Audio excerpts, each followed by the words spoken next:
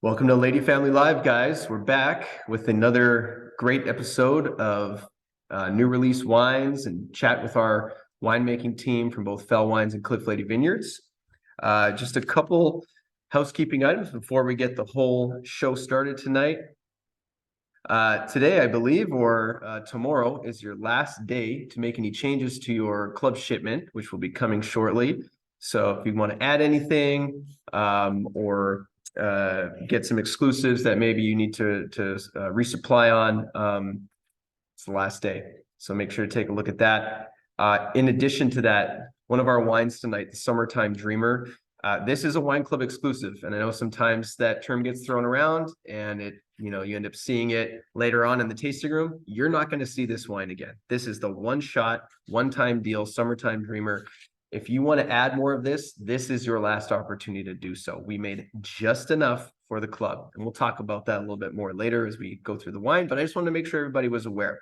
Now, in your club shipment, you are also going to receive a nice little gift from us. This is called an Osso.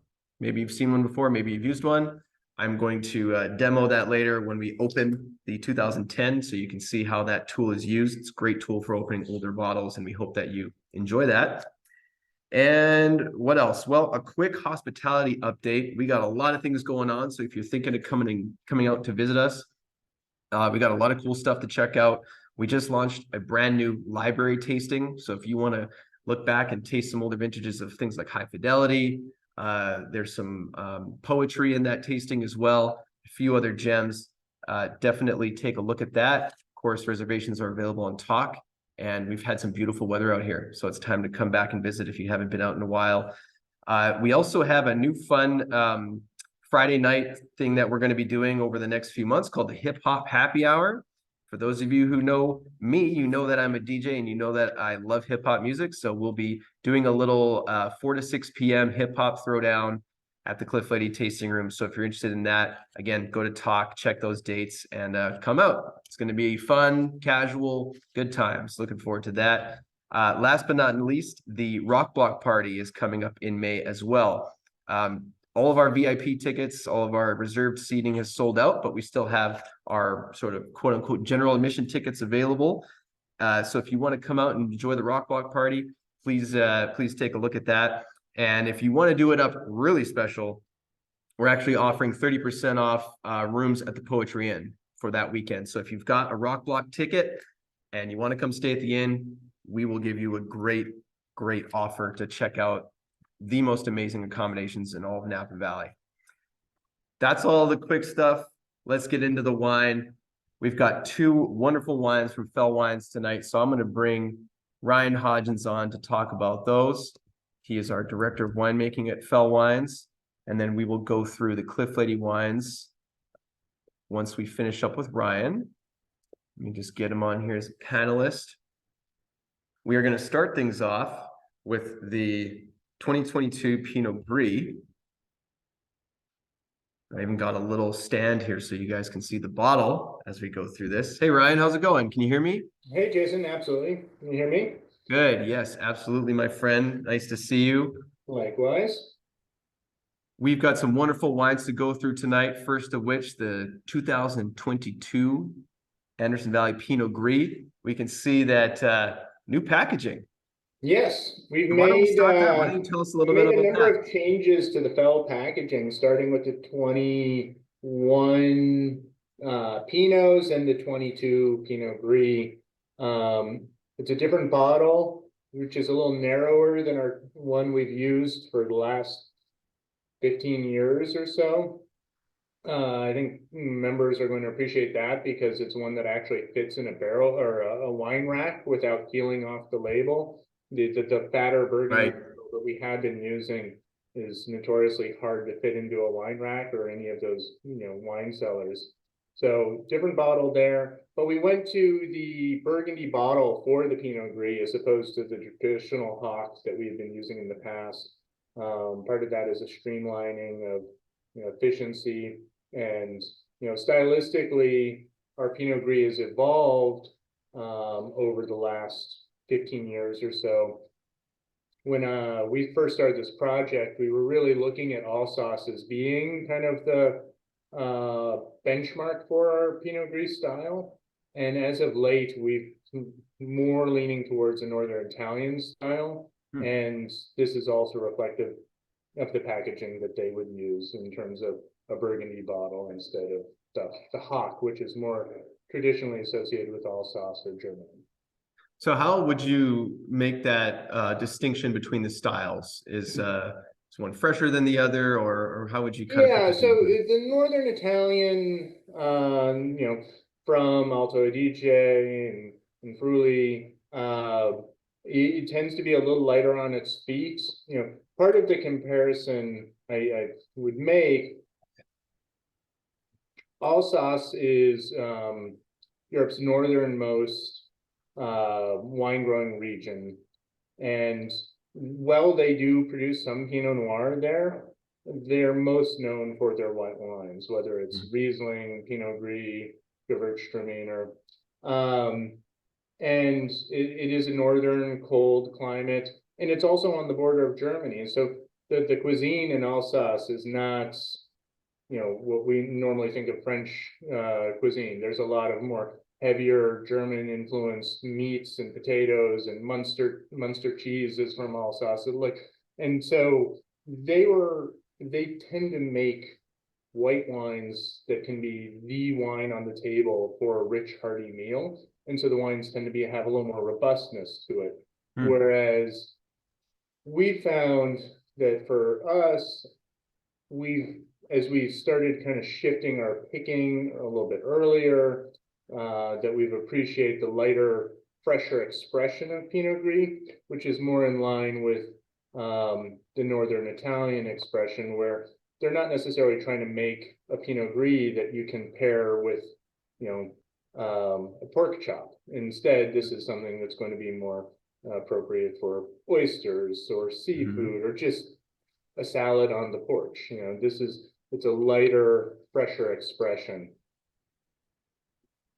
Very pretty wine. I get a lot of like pear in there, like Mm. fresh pear. I don't know if you're picking up on that, but Absolutely. obviously new release, so it's going to have a lot of that brightness and acidity.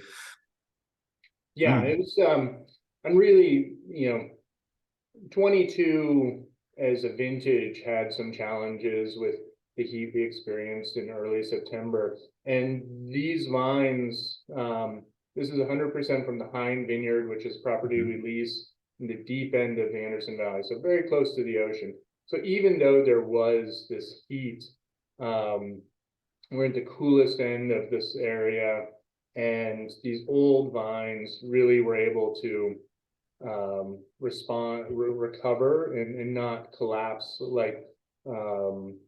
We didn't have the issues of escalating sugars or loss of acid. And, I'm really happy that we were able to make something that has all this freshness and vibrancy and isn't a kind of a flabby, or, it doesn't necessarily express the warmth of the last minute heat that we experienced in the vintage. Wow. Well, I love it. It's perfect timing for spring and summer now as the temperatures are warming up. Perfect time for this to be released. Be a lot of Pinot Gris enjoyment over the next few months.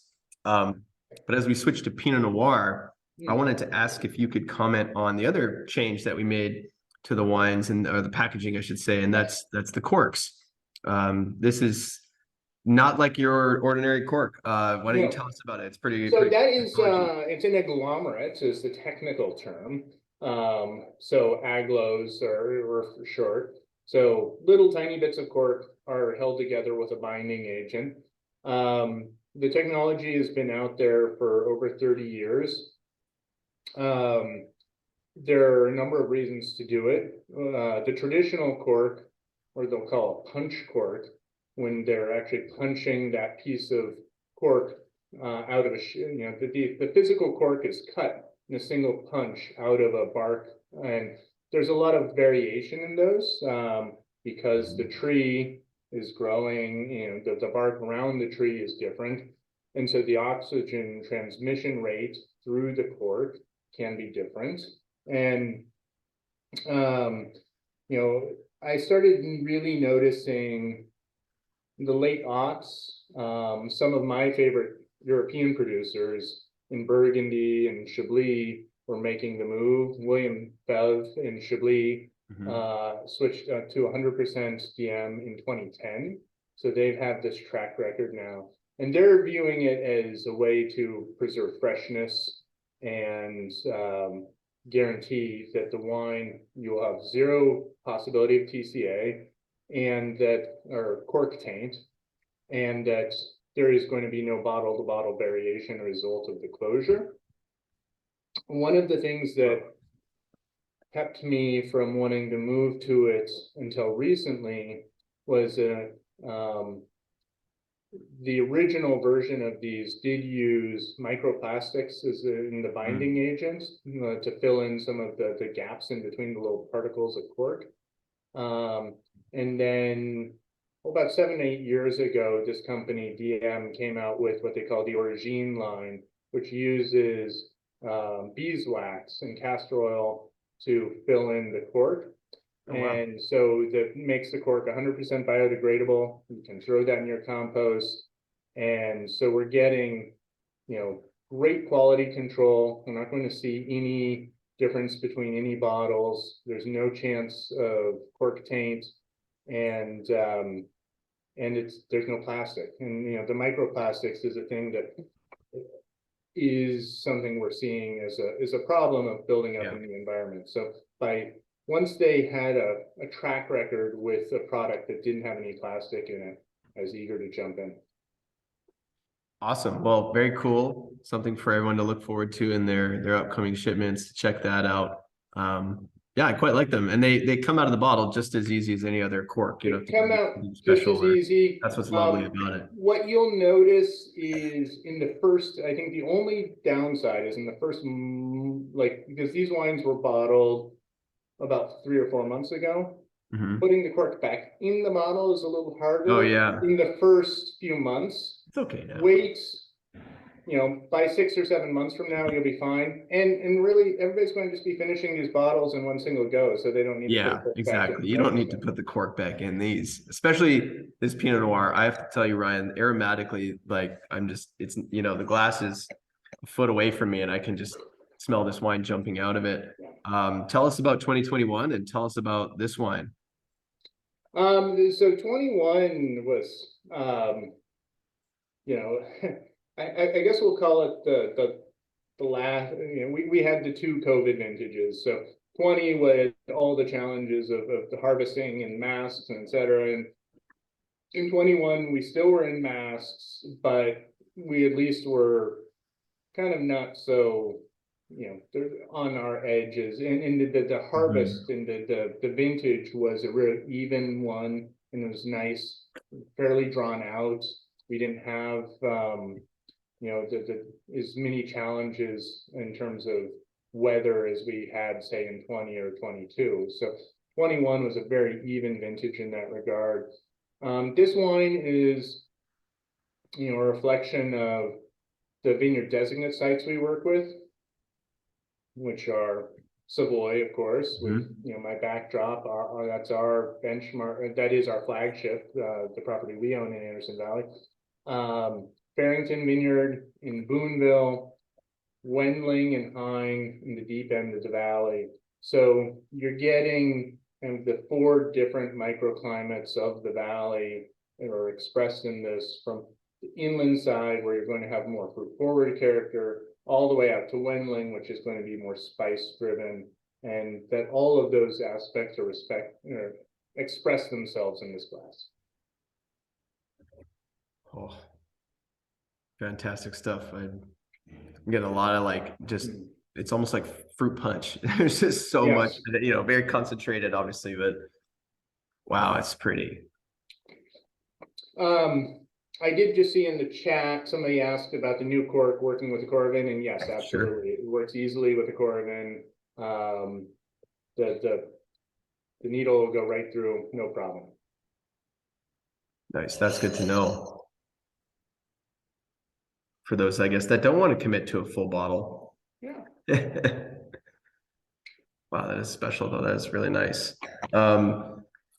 Well, wines are great. I love the new packaging. I love that, sustainability, is definitely making its way into the wine world more and more, and people are hopefully going to be more and more become more and more accustomed to these things. The other thing is the foil on the top. I didn't actually cut that off before opening the bottle. We actually Right. took the foil off because of how well, for one, expensive, and for two, just labor intensive and emissions intensive that process is to create those foils. So a new sustainable package, great bottle of wine. Anything else you want to add, Ryan, about the newest releases? I think, we have 21 and 22 there, very different vintages. But, both are expressing themselves very well, and we're very excited about, the 22 Pinot Gris is always fun because that's the Pinot Gris itself is the first wine we released from the last vintage. So, this summer we'll be bottling the 22 Anderson Valley Chardonnay. In the next winter, the 22 Pinots will get bottled. But you can see in the 22 Pinot Gris how great these wines are. And, I truly believe that the 22s are some of the very best wines we've ever made. And so there's a lot to look forward to in the next year. Great. Well, thanks so much for taking the time to jump on with us and tell us about the wines and the new package. Really thrilled about all of that. And I guess we'll see you soon. Sounds good. Take care, Jason. All right, buddy. Have a good night. Okay. All right, guys. So a couple of great fell wines that we just tasted through. I got to tell you that Pinot Noir, I always say this, right? I'm always like, man, that Pinot's so good, but I don't think you have to wait. I just think pull the cork on that, enjoy it. It is massively delicious. I think it'll be great in a couple of years too when things start to integrate a little further, but wow. Really nice wines coming out of Fell. Let's switch gears. Let's do Cliff Lede wines. We got 3 wines we're going to do tonight. Starting off with the 2022 Sauvignon Blanc, but I'm not just going to tell you guys about that. I've got Travis Bullard, our winemaker, right beside me here, who is going to be able to introduce the wines, all the new releases from Cliff Lede. I guess we can move that up there so you get a little better shot. 2022 Cliff Lede Sauvignon Blanc. This was bottled like last week. Last week, yeah. Literally last week. So freshly bottled, but everybody's thrilled with the quality and where things are at, and will be available very soon, right? I think it's like shipping out next week. So why don't you give us the rundown on your thoughts on 2022 and tell us about the new vintage of the Sauvignon Blanc? Yeah, so 2022 vintage kind of reminds me of 17 a little bit. It was a dry winter, so that led to kind of early bud break, early growing season, kind of pushed everything up about a week or 10 days. We got through frost pretty well, and then we kind of had like a cool spring and summer. So occasional little heat spikes over the summer, but everything looked really well. Ripening was going great. And then around Labor Day, we had a pretty big heat event. So that kind of where it leads off for the Sauvignon Blanc. So we picked kind of on average, like end of August, like I think August 22nd was the first day we started harvesting Sauvignon Blanc. So a little earlier than normal, maybe like a week, but kind of on par for what we've been doing these last couple of vintages. But yeah, we had this heat event. So, Chris and I were kind of talking, walking through the vineyards, tasting the fruit. And we had this, we basically had to decide, like, are we happy with where these flavors are? Do we want to try and push ripeness on this? Where do we want this Sauvignon Blanc to land? And we kind of decided on, we were so happy with what we were seeing in the vineyard that we basically hit the green light, go on harvest. And we ended up picking most of the SB Semillon within like the first 2 weeks there. So last week of August, first week of September, because we saw that heat wave was coming. I remember that heat wave. It was hot. Yeah. So basically, we decided to stick with freshness. We saw these really beautiful floral flavors, and kind of like the hallmark of some of our like lemon zest, citrus flavors in the SB. And we didn't want to lose those. You know, we wanted to retain all that freshness. So I would say we harvested most of this on the early side. This SB really is a reflection of the Napa Valley. So we've got one of the new things for the 22 vintage is we have some of our new estate plantings down in our Carneros vineyard. So this is the first year we've gotten Sauvignon Blanc and Semillon off of that vineyard. And those grapes are in this wine. So we're really excited to bring those online. Like we're getting more and more estate fruit for the SB that we're growing ourselves. But we also still have some of our old vineyard sources that we work with in Rutherford and in Calistoga. So it really is a snapshot of the Napa Valley. Yeah. Fantastic. So I noticed when I first saw the text sheet, there's 22% Semillon in this wine. 22% Semillon. Maybe 10% higher than historically the last few vintages we did around 10%. There's a couple of reasons for that. One is because we've planted some Semillon down on our estate in Carneros that you know we have access to some really beautiful Semillon. And for two, like we really love what that Semillon does to the texture of this wine. You know, it gives it a really wide, expansive, creamy mouthfeel. And then there's also some really beautiful, like what honeysuckle, white flowers, floral aromas with this. So that it really matches nicely with our Sauvignon Blanc. So I was saying earlier, but I think, you know, my key takeaway with this, with the wine and certainly the blend was, you know, I've grown accustomed to enjoying our new release Sauvignon Blanc for its raciness and the acidity, but I prefer it when there's maybe 6 to 8 months, maybe even a year of bottle age to help things kind of integrate a little bit further and picks up maybe just a slight bit more weight. But I feel like with what you guys did here, you know, bumping up that Semillon a little bit, to me, it's just like, this is amazing out of the gate. I mean, it's still got the snappy acidity. It's got all those fruit flavors that our wines are known for. And then it's got that textural roundness and that richness, that integration that I look for in this wine after, you know, putting it in the cellar for a little bit. So if anyone prefers the wine like I do, here you go. I look forward to hearing what you think of this wine. I think it's, I think you guys nailed it. I mean, especially with, like you say, looking at the heat wave that was coming in and the challenges that you had in 22. You know, this is a great bottle of wine. I still think it has some of that key tropical note that I think we always have. You know, certainly for those of you who were watching who maybe don't drink our Sauvignon Blanc, I think you should consider giving it a try. It's not like your typical grapefruit, grassy, you know, style that you might find out there. This is a really special wine that we put a lot of love and care into.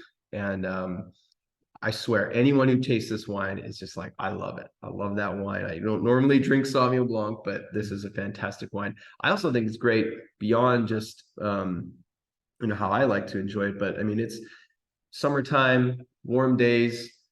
You can do all kinds of different cuisine with this food. It's very versatile, or all kinds of different cuisine with this wine. It's very versatile. And I think that's what makes this wine special, is it's just got this like really broad range of moments that you can really enjoy it in.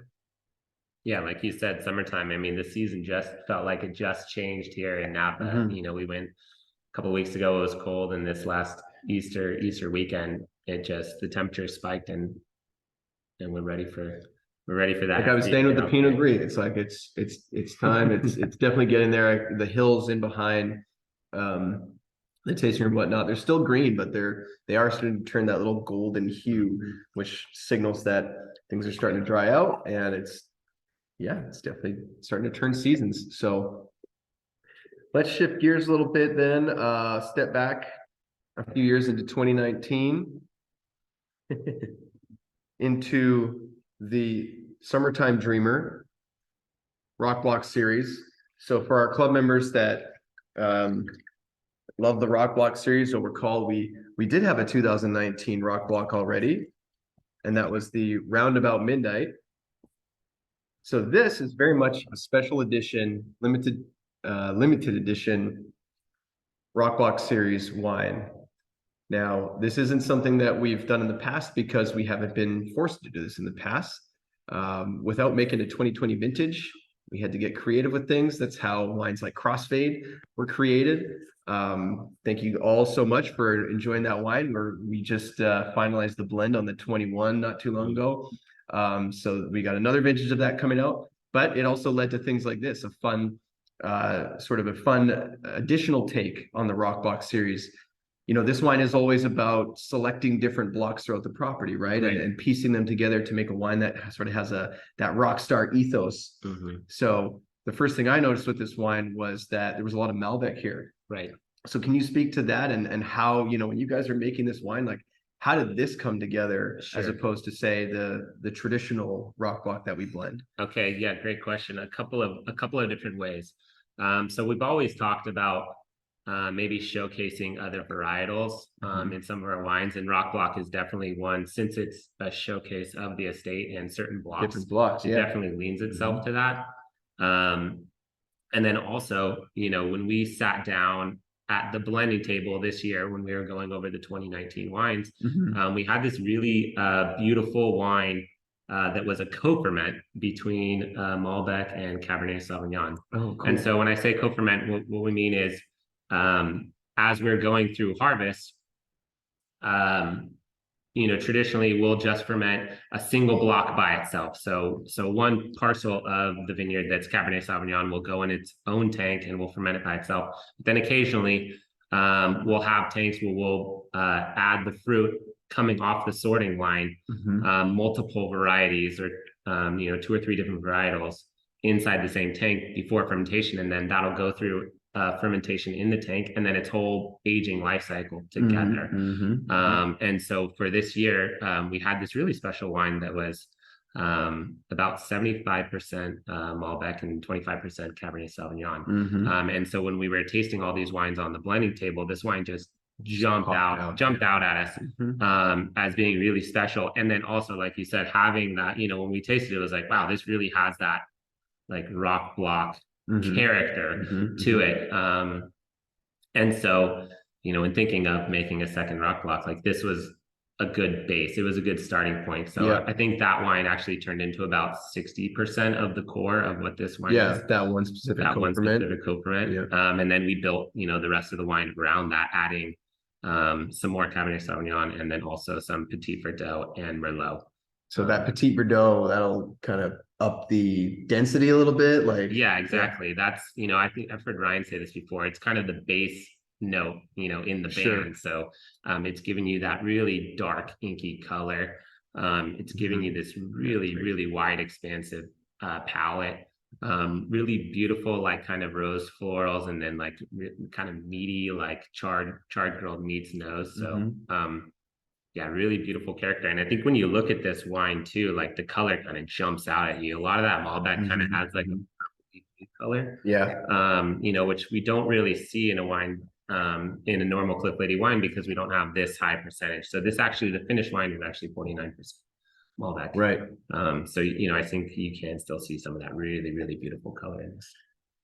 This is great. And you know, the other thing I think is fun about this wine is typically with this release, we would be releasing the 2020, right? That's what would be expected. So this is an extra year in bottle to fully come together. So I feel, you know, it's kind of been a common thread a little bit tonight, I guess, but this is another very approachable wine. Like this is like, you pull the cork on, I just pulled the cork on this like maybe an hour ago, and it's delicious right out of the gate, not aggressively tannic or anything like that. I mean, there's a lot of concentration. It's a powerful wine, but it's not a big, you know, broad shouldered, you know, Cabernet that needs to be stored away for 10 years. What do you think about the age capacity of this wine?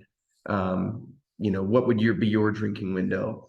Sure. I mean, like you said, like I'm pulling the cork on this right now. It is so juicy and the fruit really explodes on the palate. This has about 20% new oak. So, you know, it really showcases its fruit really well. Oh, so very minimal on the new oak. Yeah, exactly. And so I think, you know, if you like drinking young wines, this is a great one to go for. Which is what I like young wines. But certainly, like, I think 10 years on this wine is still going to be in a really, really beautiful sweet spot for drinking. Well, it'll be fun to see what happens. But again, a limited edition Rock Block. and we only really made enough for the club. So if you want to add more, again, tomorrow is your last day to do so. I think it's great. And I also wanted to point out that where this Malbec was on the vineyard, you guys made the decision to replant it after 2022. So we've got a, you know, this will probably be one of the last times we see something like this, if not the last time. Yeah, big section of that vineyard we replanted. So it'll be a couple of years before it's back into production. That's right. So we got a quick question on this one. The blocks it's named after, so we'll just touch on that. We got Summertime Dreamers and Summertime, Janis Joplin, and then Dreamer, Supertramp. So two great songs, two great bands. Always fun as this wine comes together. Cliff's favorite thing to do, pick the name. He's the one who does that. So if you got any questions about the name, you got to send them to Cliff. Great wine. Great wine. Fantastic. Love that. Summertime Dreamer. It's really cool. You know, different than the other rock box, but I get it. It's got that edge, it's got that power. Really nice. So the last wine tonight is going to be the 2010 Cliff Lede Stag's Leap District Cab. It's a library release that we did for, I believe, our classic club, and everyone got an Osso. So we're going to do a little quick demonstration of this. Hopefully I do this right. If not, Travis can correct me. No, you do great. We get a lot of questions about this all the time from our members. They're emailing us, they're calling us, asking us about, you know, what do I do with these old Cliff Lede wines? I've got some 2004, 2005s, you know, the cork. I had a problem with the cork, and these are the tools that are going to help you. This is what's going to do it. The also, first of all, this little notch in there, it works great as a bottle opener. So if you're going to have a beer before you open your bottle of wine, you can use it for that too.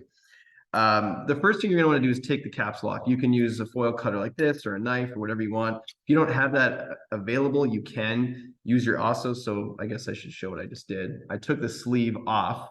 So you take the sleeve off and you've got these two little prongs. You can just wedge one of these prongs under the foil and just take the foil completely off.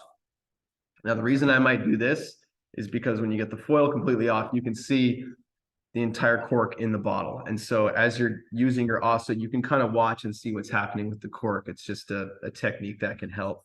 Now, basically, these two prongs, let's see how I'm going to get this to show. There, you've got a longer end and a shorter end. You want to put the longer end in first. So you tuck it in the side of the neck, just like that, and just kind of wiggle it in slightly. So, you know, it's kind of hanging out in the bottle there. You get the short end. You put it on the other side of the cork. So now you're kind of looking at, you know, prongs on each side of the cork there. And then you just rock it back and forth and sort of push down gently. Don't push down too hard because you could push the cork into the bottle. So just gently push down as you rock the... Have to rock it. Just rock it. See, that's what we do here, right? Rock and roll, baby. Just rock that back and forth.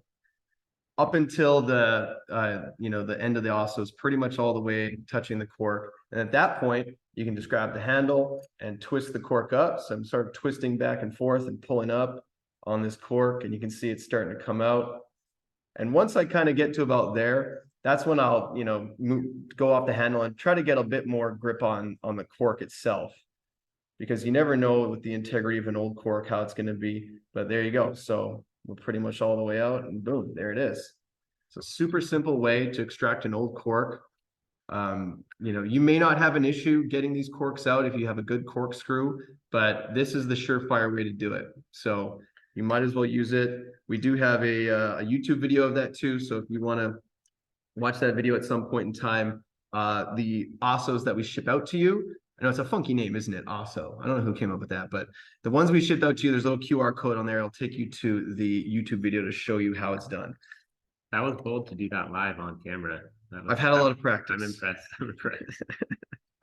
It's what I did all day. I was just sitting there practicing. We had a backup plan. No backup plan. We only have one. That's how we do it. You're doing, man. Everybody's figuring it out. You know, sometimes things happen and you got to adapt. 2010 Cliff Lede Stag's Leap Cab. I asked Travis about this wine earlier, and I was kind of pleased to hear that this was your first vintage here. This was my first vintage here. So first harvest, right? Yeah. My first harvest at Cliff Lede Vineyards, yeah, as an intern. So I had my hands on these grapes going across the sorting line. That's awesome. I love it. So give us your expert opinion on this wine. You know, where's it at? You know, we're 2023, this is getting to be, you know, this is in its Mhm. teenage years now, right? Yeah, right. Unruly, asking Right. lots of questions.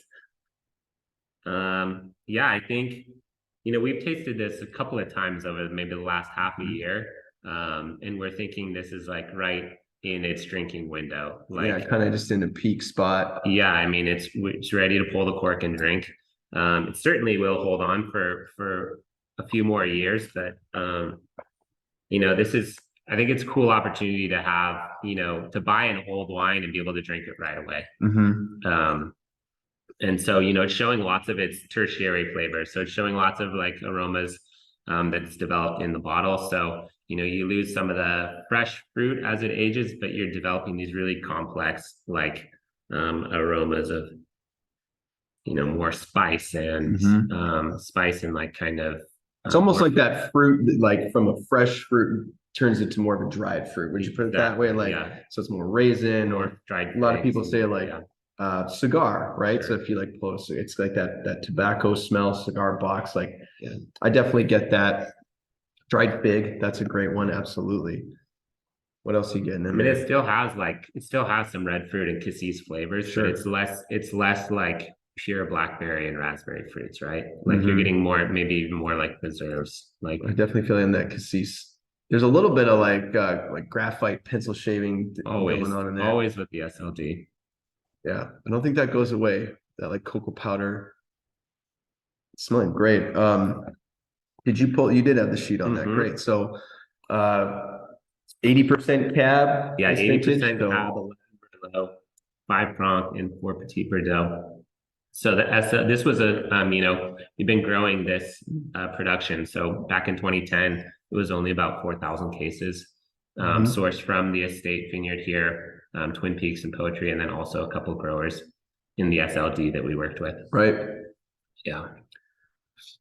Well, I think that's actually quite nice. But I'm thinking that maybe an hour of air would help this kind of open up a little bit. It does seem just a little tight coming out of the bottle straight away. Yeah. I think maybe an hour in the can on that. It's nice to try it like over that hour too. I mean, I like watching it evolve in the glass. Pour yourself a glass and let the rest. Yeah, that's when you have to practice the patience, right? It's like have a glass, do something else, wait a little bit, have another glass. Yeah. Fantastic. Yeah, 2010 was a beautiful vintage. There was a big rain event in November, but I know that we harvested all the fruit before that. So most of this fruit was harvested in like mid-October. Wow. And this was before we started using the optical sorter. So that's right. It would have been the last year. Yeah. All of this was hand harvested on the line, very slow. We were going, about half ton an hour.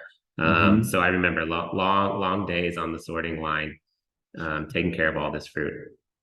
Gosh, yeah. Seems like a long time ago.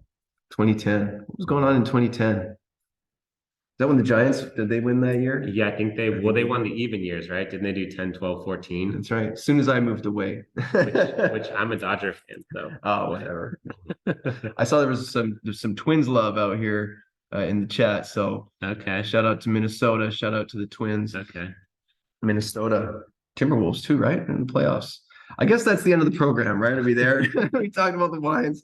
If there's any other questions, I'll take a look through the chat. But if you guys have got anything, please throw it in there now. We covered the Coravin questions, so that's great. Let's see here. Greetings from Rhode Island. How's it going? What's the breakdown again? Of which? Oh, it was probably for the SLD. The 10. The 10 SLDs, 80% Cab, 11 Merlot, 5 Franc, and 4 Petit Verdot. We can do that. Pretty much like exactly what this wine typically is. So yeah. If it was it came in about a minute. So yeah, that's what we'd be looking at. Fantastic stuff. Well, Travis, thanks for joining in, talking about the wines, giving us the rundown. Everything's tasting great. Now it comes down to what wine do you want to take home? What wine am I going to take home? We'll do an arm wrestle for it, right? We'll see what happens. But we're not gonna film that because it could be embarrassing. So anyway, thank you all for joining tonight. Appreciate your time. Appreciate your commitment to us in the wine club. If you have any questions, need anything, please feel free to reach out to our wine club team. come and see us. We've got, as I mentioned, a lot of great things happening with the hip hop happy hour, the rock block party, the new library tasting.